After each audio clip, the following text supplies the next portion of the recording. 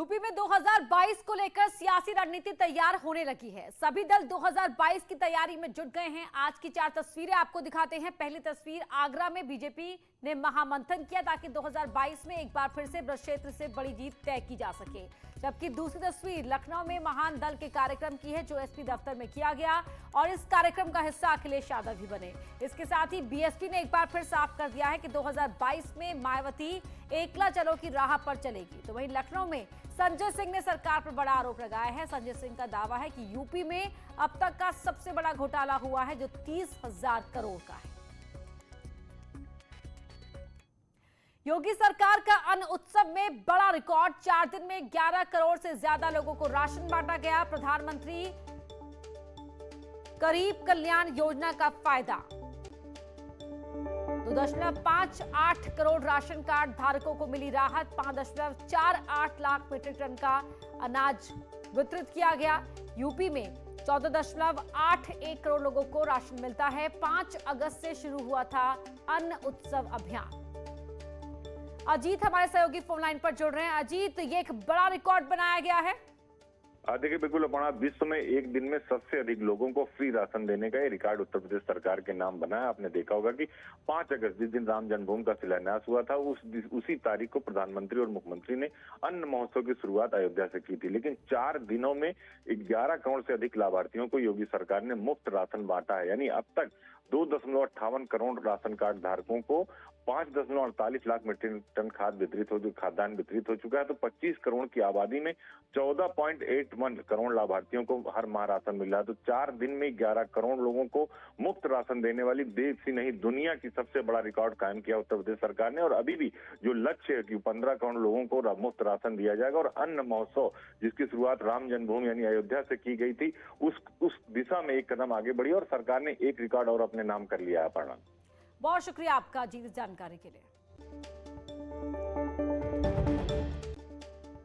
आगरा में सीएम योगी आदित्यनाथ ने medical college के डॉक्टरों के साथ संवाद किया। इस दौरान उन्होंने डॉक्टरों के कामकाज की जमकर तारीफ की, साथ ही प्रधानमंत्री मोदी के कामकाज की तारीफ की। उन्होंने कहा, पीएम मोदी की दूरदर्शी सोच की बदौलत कोरोना से जंग जीतने में मदद मिली। ये इसलिए भी हो पाया क्योंकि सरकार 2014 के बाद देश में बदलाव आया। यूपी में हेल्थ इंफ्रास्ट्रक्चर पर काम 1947 से 2017 तक नहीं हुआ। हमारी सरकार आने के बाद प्रदेश में 33 नए मेडिकल कॉलेज बनाए गए। साथ ही कोरोना की लड़ाई के लिए अलग व्यवस्था की गई। आने वाले समय में किसी को अस्पताल के लिए भटकना नहीं पड़ेगा। इस प्रकार का दूरदर्शी नेतृत्व जिस देश के पास होगा, वह सचमुच किसी भी आपदा का सामना पूरी मजबूती के साथ कर सकता है। यह हम सबका सौभाग्य है। और फिर आप जैसे हेल्थ वर्कर्स जब देश के पास हैं, तो फिर पूरी प्रतिबद्धता के साथ इस लड़ाई को जीती जा सकती थी, इसमें कोई संदेह नहीं। जनधन अकाउंट खोले गए हर एक गरीब के। कोरोना कालखंड में उन अकाउंट के माध्यम से सीधे प्रधानमंत्री जी के द्वारा उन सभी गरीबों के खाते में पैसा भेजा जाता रहा। गरीब कोई परेशान नहीं हुआ। भूख से कोई गरीब नहीं मरा। 1947 से लेकर के 2016 तक उत्तर प्रदेश के अंदर केवल 12 गवर्नमेंट मेडिकल कॉलेज बने थे और 12 मेडिकल कॉलेज 69 वर्षों में। लेकिन 2016 से लेकर के 2021-22 के बीच में वर्तमान में हम प्रदेश में 33 नए मेडिकल कॉलेज की स्थापना कर रहे हैं। इससे पहले आगरा में बीजेपी कार्यकर्ताओं के साथ बैठक हुई। दरअसल मिशन 2022 को लेकर बीजेपी के राष्ट्रीय अध्यक्ष जेपी नड्डा यूपी के दौरे पर हैं।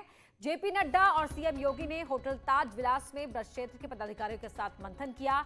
इस बैठक में ब्रज क्षेत्र के 12 जिलों के पदाधिकारी शामिल हुए। इसके साथ ही बीजेपी प्रदेश अध्यक्ष स्वतंत्र देव सिंह, प्रदेश संगठन मंत्री सुनील बंसल, राष्ट्रीय संगठन मंत्री बीएल संतोष और यूपी के प्रभारी राधा मोहन सिंह समेत कई प्रतिनिधि बैठक में शामिल हुए। तो तो आगरा में महामंथन हुआ है आज। बैठक में जेपी नड्डा और सीएम योगी भी शामिल हुए थे। पीएल संतोष राधा मोहन सिंह भी मौजूद हुए। बैठक के बाद बीजेपी अध्यक्ष ट्वीट कर जानकारी दी। आज आगरा में संगठनात्मक बैठक को संबोधित किया व विभिन्न विषयों पर चर्चा की। हमारे संगठन की शक्ति की मजबूत आधार बूथ स्तर के सभी कार्यकर्ता हैं, जिन्होंने प्रधानमंत्री नरेंद्र मोदी जी के मार्गदर्शन व योगी आदित्यनाथ जी के नेतृत्व में विकास योजनाओं को अंतिम व्यक्ति तक पहुंचाया है।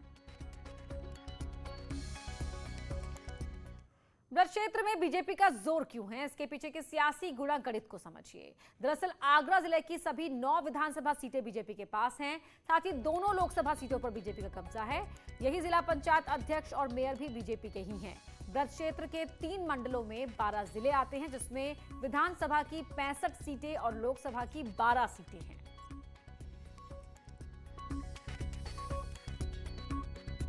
तो आगरा में बीजेपी का दबदबा है। बीजेपी के पास मेयर, जिला पंचायत अध्यक्ष की सीट भी है।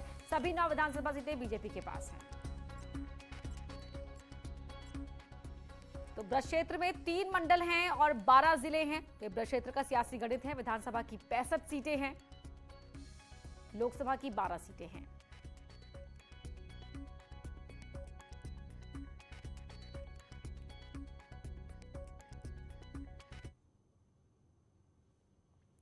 समाजवादी पार्टी के लखनऊ के दफ्तर में महान दल का कार्यकर्ता सम्मेलन हुआ, जिसमें एसपी अध्यक्ष अखिलेश यादव बतौर चीफ गेस्ट शामिल हुए। 2022 विधानसभा चुनाव को लेकर यह सम्मेलन अहम माना जा रहा है। 2022 विधानसभा चुनाव को लेकर महान दल से समाजवादी पार्टी का पहले ही समझौता हो चुका है। अखिलेश यादव बड़े दलों के बजाय छोटे दलों के साथ हाथ मिलाने के फॉर्मूले पर चल रहे हैं। इसी कड़ी में एसपी ने महान दल के साथ हाथ मिलाकर राजनीतिक समीकरण बनाने की कवायद की है। बता दें कि महान दल के अध्यक्ष केशव देव मौर्य ने बीएसपी छोड़कर 2008 में महान दल का गठन किया था। महान दल हर चुनाव में किसी न किसी दल के साथ मिलकर चुनाव लड़ता रहा है, लेकिन अभी तक पार्टी का खाता नहीं खुला।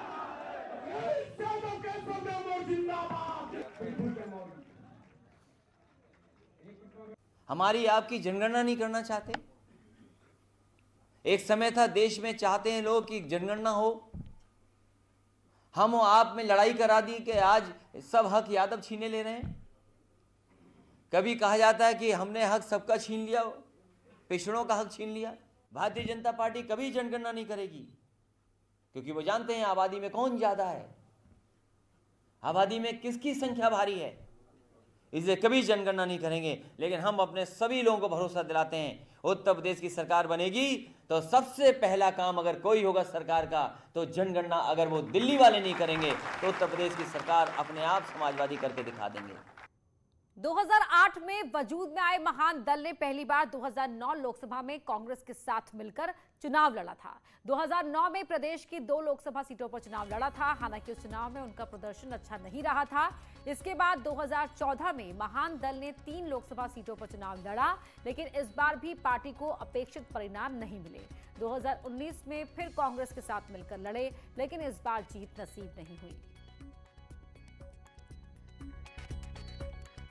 वहीं बीजेपी प्रवक्ता ने अखिलेश यादव के बयान पर पलटवार किया है। उन्होंने आरोप लगाया कि अखिलेश यादव के कार्यकाल में क्या हुआ ये प्रदेश की जनता जानती है।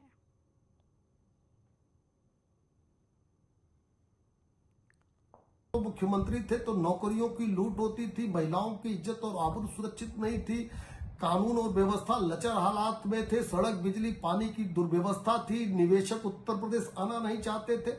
पिछले 4.5 साल में डबल इंजन की सरकार ने गांव गरीब किसान के लिए काम किया है, नौजवान और महिलाओं की बेहतरी के लिए काम किया है, नौकरियां उपलब्ध कराई हैं, किसानों की उपज का भुगतान किया गया है। सीएम योगी के मुलायम सिंह को अब्बाजान कहने पर अखिलेश ने निशाना साधा, जिसके बाद सिद्धार्थनाथ सिंह ने पलटवार करते हुए कहा कि अब्बा तो उर्दू का मीठा शब्द है, उनको बताना चाहिए कि इस उर्दू के शब्द से उनको इतनी नफरत क्यों हो गई है। मैं तो केवल एक ही कहूंगा बात, भारतीय जनता पार्टी के मुख्यमंत्री जी को अपनी भाषा पर संतुलन रखना चाहिए।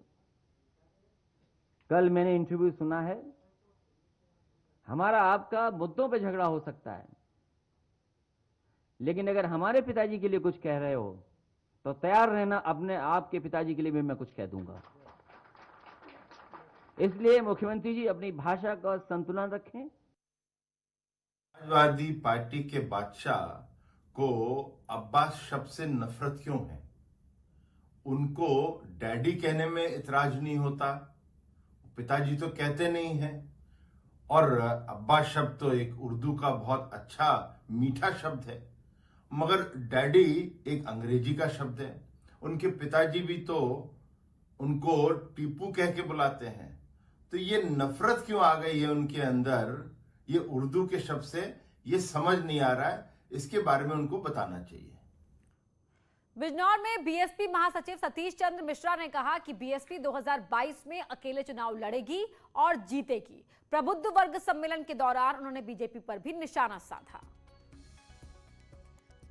बीजेपी इस समय हताशा में है और उन्होंने पैसा इकट्ठा कर लिया है। इतना पैसा उनके पास है कि उसको वो लगाने का काम करेंगे। तो ये सबको मालूम है कि पैसा इकट्ठा किस लिए किया है, लगाने का काम क्यों कहाँ करेंगे। बीजेपी परेशान है, इसीलिए आप देख रहे हैं इधर उधर, कहीं इधर देखती है उधर देखती है। बहुजन समाज पार्टी अकेले अपने दम पे चुनाव लड़ेगी, किसी से गठबंधन नहीं करने जा रही है। अपूर्ण बहुमत की सरकार अपनी बार बहुजन।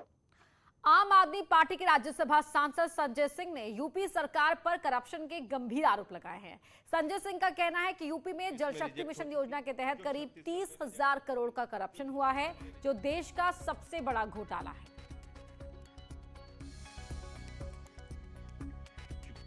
जल जीवन मिशन में महा घोटाला करने का काम किया। डॉक्टर महेंद्र सिंह जो जल शक्ति मिशन और जल जीवन मिशन का कार्य देख रहे हैं, उनके निगरानी में यह भ्रष्टाचार हो रहा है।